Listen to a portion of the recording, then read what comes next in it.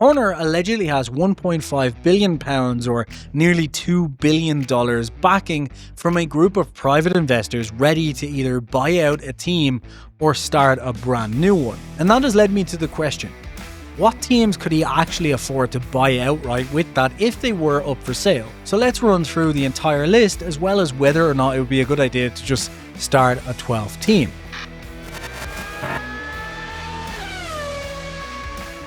This video is brought to you by checkmythumbnail.com, the analysis tool for YouTubers by YouTubers. Try it free today. So Horner obviously is wanting to have full control over a team, and that's why he's gone to get private investors if this is to be believed. And I believe it is, given that it is coming through some British news sources that we know are pretty close to Horner. So even if it's not true, it seems like it's coming from him and potentially is being used to get backing for whatever he wants, or perhaps it's all a fugazi, it's a fairy dust. Maybe it is just to, put pressure onto one of the teams he's talking to hire him pretty much straight away. But let's look through the teams he could purchase outright first and then decide which one we think would be best if he does have that kind of $2 billion mark.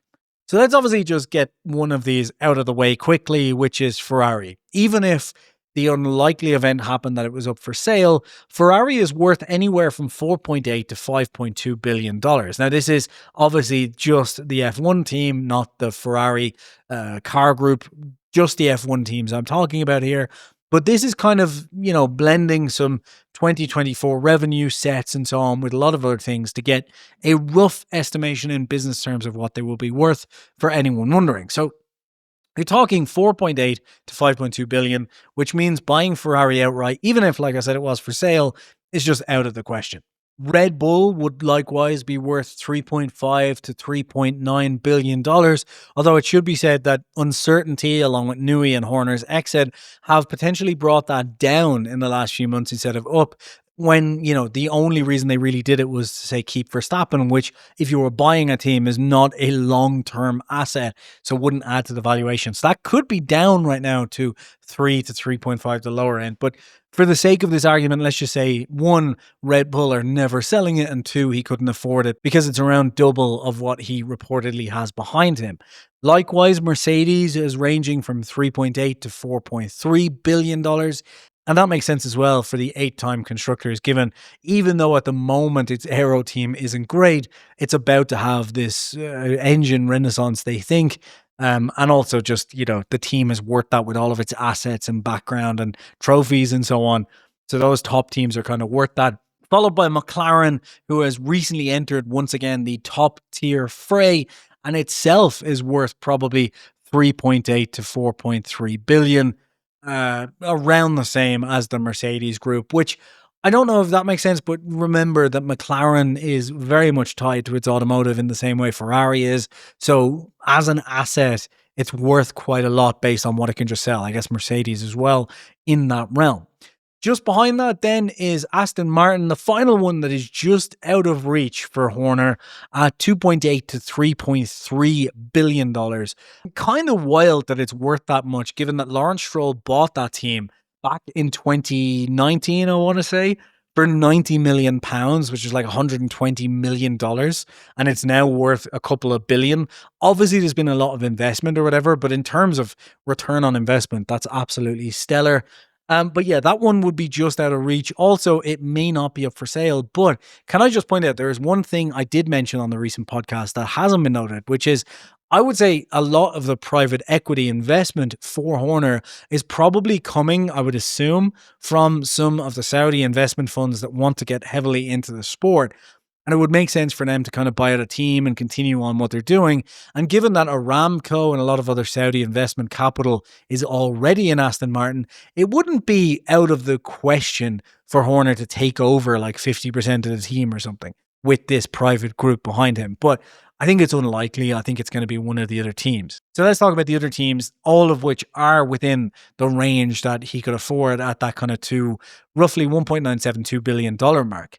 Of course, there is Haas, which is just not up for sale whatsoever. But like all of these teams over the last couple of years, are now worth a lot more money than they used to be. Like Haas is the smallest outfit with the smallest assets and everything else. And they reckon it's worth $1 to $1.2 billion now, which is insane when you consider that not so long ago, a team like Haas would have been worth well under 500 million. So no wonder Gene is not really up for selling when that sort of valuation goes up like that. If I were Gene, though, I would probably be a little bit worried that a global recession quite soon could give me some problems, and I wouldn't be too bothered about the fact of selling kind of half the team and making it the Haas Horner outfit or whatever, but it doesn't look like that's what he's interested in. Sauber, likewise, which will become Audi next year, is also worth 1.2 to 1.5 billion. Sauber, though, was bought only a few years back for a lot less than that. Reportedly, Audi bought out 75% of the team for around 600 million, which would give it, I think, an $800 million valuation in total. They've since bought the whole team out. But yeah, all of these teams have just ballooned lately, and the cost cap is really helping with that. Now, Audi is, for obvious reasons, not up for sale. They've just spent a ton of money investing, not only in the team, but also in the engine project. So it's unlikely that they're going to want to do that. But it is within the realms of what he could afford if they did decide tomorrow to put it up for sale at that $1.2 to $1.5 billion mark. But I think it's unlikely. Racing Bulls is also in that kind of $1.1 to $1.3 billion range. And, you know, up until recently would have been up for sale. But I think Red Bull are going to hang on to it for the time being, especially with the valuations having gone up so much. But there's obvious reasons why this one isn't on the table. One, Red Bull doesn't seem to want to sell it at the moment. Two, I don't think Red Bull would want the publicity of selling it to the guy they just fired. And three, I don't think Horner would want it, given that he just moved the entire Racing Bulls campus to the campus at Milton Keynes, and therefore he's not really going to want to drive in across the road. Maybe he would, actually.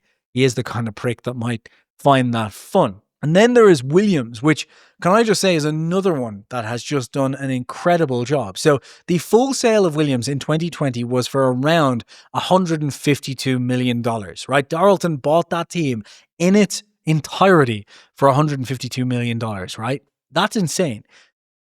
They have since rebuilt it. It's a historic brand, and it's worth now $1.1 to $1.4 billion, which is absolutely nuts. Now, this is another one that I don't think would be up for sale, but I could see why Horner would talk to them, because obviously it's Williams. It's a historic brand. He is a massive fan of Formula One and its history, and owning such a historic part of Formula One, I'm sure, would be close to his heart. I could see that as a way to take over. Plus, it's not too far away from him. And, you know, I'm sure he could get a lot of people to come over there. It's on the up and up. The fact that it's on the up and up, though, with Mercedes likely to have the best engine next year, James Vell's doing a great job, the new drivers and so on, I don't think Darlington, even with the return they're seeing so far, would be interested in selling.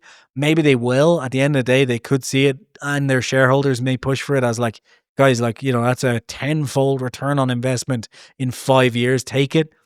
Doesn't seem to be the case, though. I don't think it'll happen, but it is within the realms of what he could afford. And finally, there's a little French mark that is Alpine, which is worth now 1.3 to 1.7 billion, which again is a huge uptick in just a couple of years. So in 2023, 24% of that company was bought for just 200 million euros, which is like $250 million, something like that. So that would have put it at a valuation of around $900 million at the time. So for it to almost double in value over 2 years just shows the kind of figures we have here and inflation and why people can't afford eggs anymore. But that framely puts it in his wheelhouse to purchase if this is correct, especially when you factor in that in reality, he probably wouldn't need to buy out that 24% minority stake anyway, and they would probably happily stick around and gain some more money once Horner takes over. So you're looking at way less than $1 billion when it comes to taking away that 25%. Well, not way less, but less than $1 billion. That puts it very much in the wheelhouse. And that's why I think Alpine is the one that he would be going for. Plus, they're pretty good at building cars. They've got the Mercedes engine for the first couple of years. I know he's not going to want to keep that long term, and maybe Toto won't want him to keep that long term, but for at least 2 seasons, he'll have that engine, and then someone else would have to give him one, which would help kind of bring all the people over. It's not too far from Milton Keynes. I still think Alpine is the one he goes for. The other option is to build a brand new team from scratch. I know a lot of people are talking about this. I just still don't think it's that likely. Now, in terms of funding, 2 billion would do it, but I just think there's so much you need to put in that 2 billion will just get you onto the grid basically at the moment, because you're probably talking 400 to 600 million for just the buy-in, especially when people like Zach and Toto are going to be among the group, deciding what the cost buy-in is going to be. I guess they've already going to be putting that like properly in the new Concord agreement.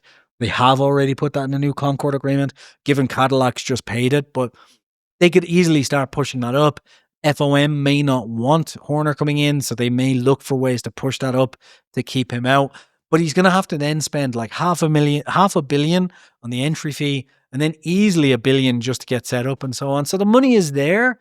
I think buying Alpine just makes more sense. Like if you're already spending $500 million to just pay for a spot on the grid, why not buy 75% of Alpine for 750 million and have everything you need involved? It just makes way more sense. So that's my view on it. But yeah, those are the valuations of the current companies. Who do you think Horner would buy if this is true?